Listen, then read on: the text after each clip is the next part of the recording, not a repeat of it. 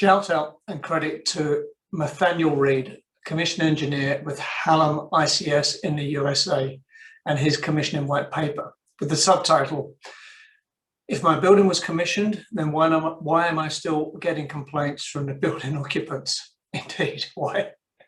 Quick answer from me without knowing anything about a project. Is it because the commissioning team were working for the contractors and not the owner, therefore they had no authority? Or was it because commission was started in construction, not design? I don't know, who knows? Let's not get bogged down with this. There is a diagram in the white paper, and it's a diagram of the commissioning V model. And it is, in my opinion, an excellent example of clear communication of what building commissioning does. There are multiple horrible or frankly unclear definitions of building commissioning, and ASHRAE being a big offender here. And everybody who works in building design or construction has a different definition of commissioning. Very few people really understand it, and even less people know how to specify it.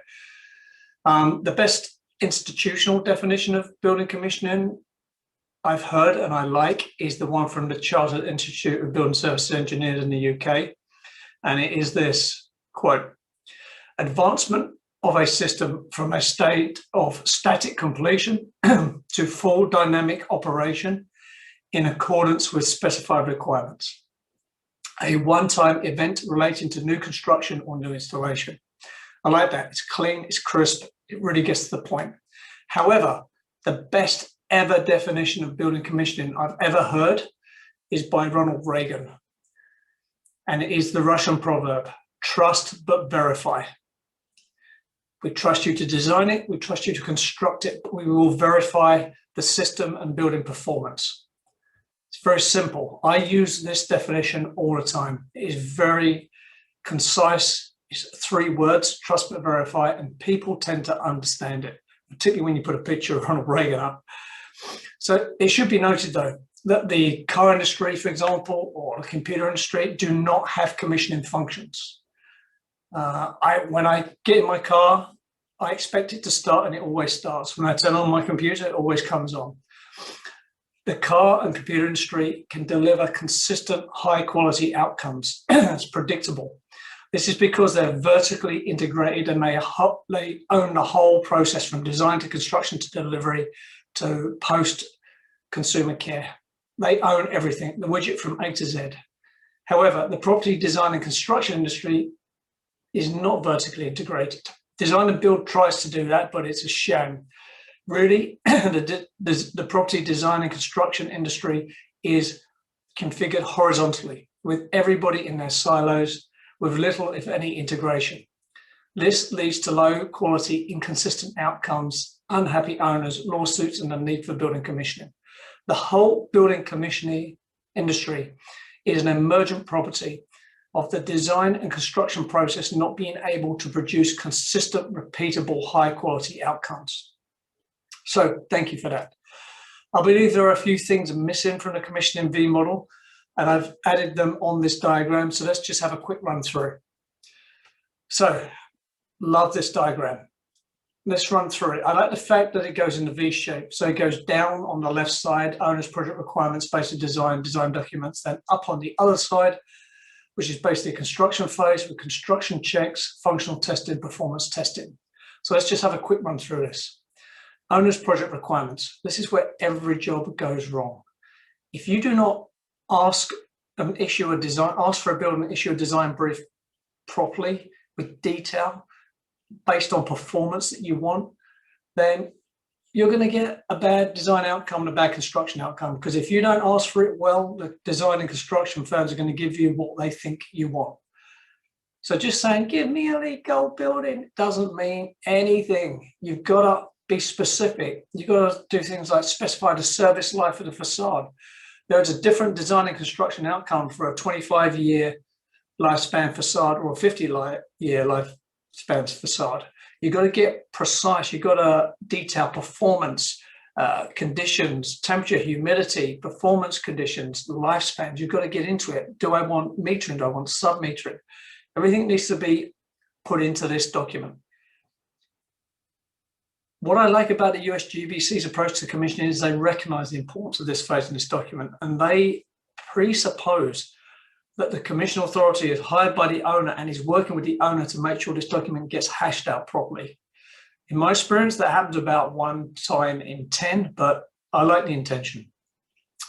The basis of design. This is the design team's response to the owner's project requirements. On a lot of jobs, this tends to be a design report, but it doesn't have to be a full design report. Design reports are important because they're a record of design progress and what's going on. But the basic design is supposed to be, you asked for this level of performance and we looked at these systems and we chose this system because it meets the performance this way, blah, blah, blah, right? That's what it's supposed to be. It's an important document, but again, design teams tend to ignore it. Design documents, 50% and 100% design review. This is a US thing. What is 50% documents and 80% documents? 100% documents we know is clear and easy. It's everything done, right? But 50%, 80%, that is BS because it's not defined. Whenever you get a lack of clarity and precision in definition, it is BS. There's wriggle room. Clarity and precision is the enemy of incompetence. Anyway, don't get me going down this. Design documents. These are important because they are the basis of the construction contract. The goal is to have design documents with 0 errors and omissions. Now that's pretty much in 40 years, I've never seen that, but it doesn't mean you shouldn't try for it. One of the things that should happen, I hate that word, I should be a billionaire, I'm not. One of the things that needs to happen is there needs to be a commissionability review of the design documents. So when the design is developed but not complete, say 80%, being American here, then the commission authority or commissioning team or whatever we're calling them this week need to take those documents and review them for commissionability. So the fundamental question when you do this design review is, are these systems, is this building commissionable? Is what's missing? If it's not, what are the issues? So 80% of the work is that question. It is not a first principles design review. But also you get another check, another pair of eyes, another chance to catch errors and omissions. And if you can catch them before tender, you can fix them pretty much for free. And you can get opinions on good engineering practice. If you see 20-foot of flexible ductwork, that's lazy installation and bad engineering practice. If you can try and iron them out and get them designed out early, that relieves problems and issues coming up late in the project. So let's go through the verification side now. We're going up the V. So construction checks. So during construction, post-tender, during construction, before power on, that is static installation. The goal there is to install the system per specification and get it installed well and complete. Construction checks during this phase are quality control checks. This is where the commissioning team periodically visits site, they review submittals, and they look at the commissionability. And if they can find any issues or any problems early and they're fixed early, it takes stress and pressure out at the back end of the job. The last thing you want to do is find a fundamental bad installation problem during commissioning towards the end near practical completion, because then you've got a big problem and an expensive problem. So construction checks are quality control, and they are equipment-based and system-based. Major equipment I'm talking about here, right? Like chillers or fans or BMS points or cableways, big items. So then we get on to functional testing. So we move up the food chain here. So functional testing, or as I like to call it, functional performance testing. This is systems-based, right?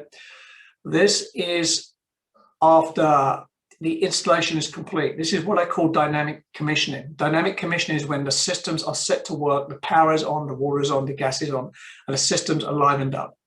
Functional performance testing takes place. Let's take, for example, a chill water system. After testing and balancing, after flushing and cleaning, after the controls have been set up, functional performance testing is where test scripts are developed and written, and the systems are tested against the approved control sequence of operation.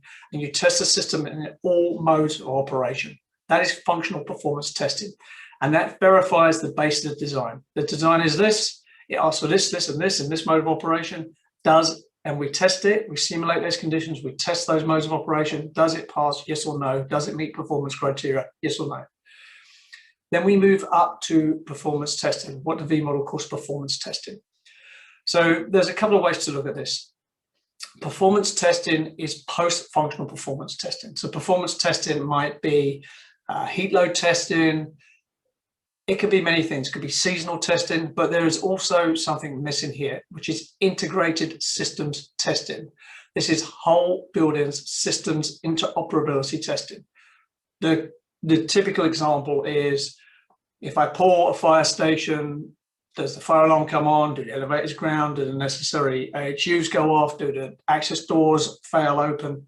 This is integrated systems testing, systems interoperability. And it is the thing that tends to be missing, particularly on North American projects, because everyone's in their silo. So this is where commissioning is an integration and testing process, and it is vital. You should never accept a building as an owner until this testing has been done. So there it goes. Integrated systems testing is missing, and it's a big one.